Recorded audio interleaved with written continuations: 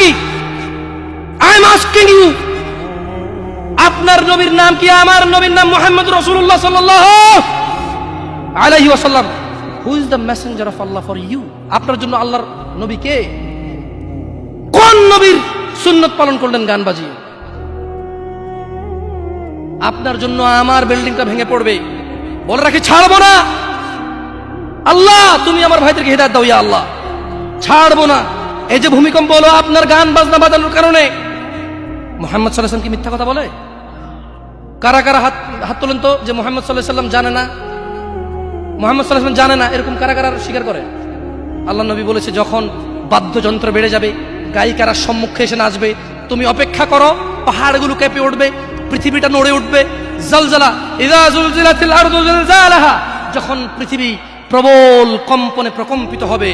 ওয়া আখরাজাতিল আরদু আসকালাহা, যখন